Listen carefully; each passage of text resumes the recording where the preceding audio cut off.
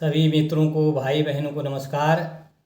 मैं आज आपको उन 17 जगहों के नाम बता रहा हूँ जहाँ वनवास के दौरान भगवान श्री राम ने 14 वर्ष व्यतीत किए थे। नंबर 1, तमसा नदी अयोध्या से 20 किलोमीटर की दूरी पर है। वहाँ श्री राम ने नाव से नदी पार की थी। नंबर 2, श्रृंगवेरपुर तीर्थ प्रयागराज से 22 किलोमीटर की दूरी पर है, जो निषाद राज गुह का राज्य था। यहीं पर गंगा जी के तट पर उन्होंने केवड़ से गंगा पार कराने को कहा था। नंबर 3, कुरई गांव श्रृंगवेरपुर में गंगा पार करने के बाद श्री राम कुरई गांव में रुके थे।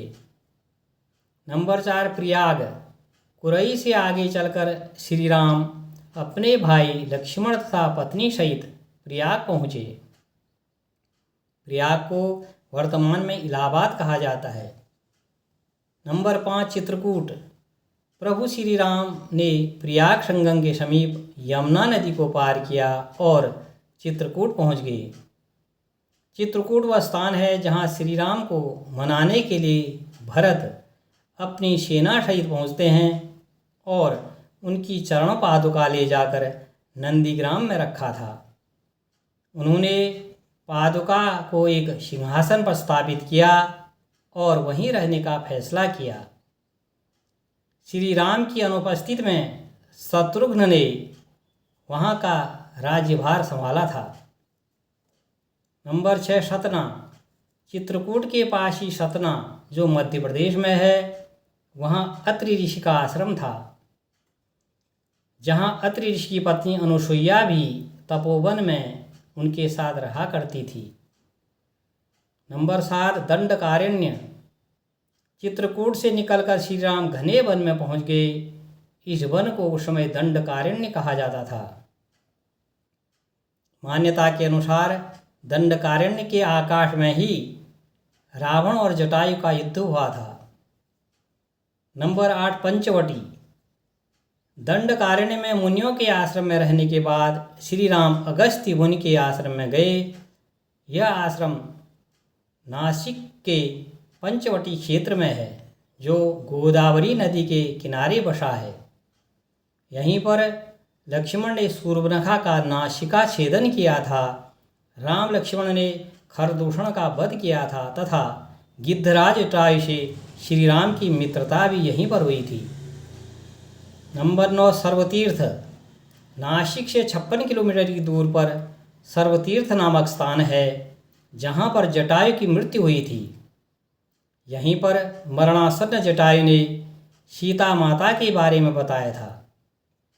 यहाँ पर श्री राम ने जटायु का अंतिम संस्कार भी किया था। नंबर 10, पर्णशाला पर्णशाला गोदावरी नदी के तट पर स्थित है। मान्यता है कि यह वही स्थान है जहाँ से सीता जी का हरण हुआ था। इसी स्थान से रावण ने सीता को पुष्पक विमान में बिठाया था। नंबर 11, तुंगभद्रा एवं कावेरी नदी क्षेत्रों के अनेक स्थलों पर वे सीता जी की खोज करने निकले थे। नंबर 12 है सबरी का आश्रम। जटायु और कबंध से मिलने के बाद वे ऋष्यमुख पर्वत पहुँचे। रास्ते में वे पंपा नदी के पास सबरी आश्रम गए। सबरी जाति से भिलनी थी। श्री राम ने वहीं पर सबरी को नवधा भक्ति का ज्ञान दिया था। 13वां है ऋष्यमुख पर्वत। सीता की खोज करते समय श्री राम ऋष्यमुख पर्वत पहुँचे। वहाँ उनकी मुलाकात हनुमान और सुग्रीव से हुई थी। नंबर 14, कोड़ी करई ये वो जगह है जहाँ राम जी की वानर सेना ने रामेश्वर की तरफ कूच किया था। नंबर 15 है रामेश्वरम। रावण का वध करने से पहले यहाँ भगवान राम ने शिव जी की पूजा की थी। रामेश्वर में श्री राम ने शिवलिंग की स्थापना भी की थी। नंबर 16, धनुषकोडी श्री राम रामेश्वर से धनुषकोडी पहुँचे। यहाँ राम सेतु का निर्माण किया गया।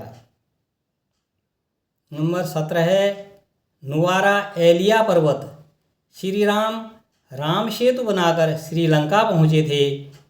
श्रीलंका पर इस पर्वत पर ही रावण गुफा, अशोक वाटिका तथा विभीषण महल आदि स्थित हैं।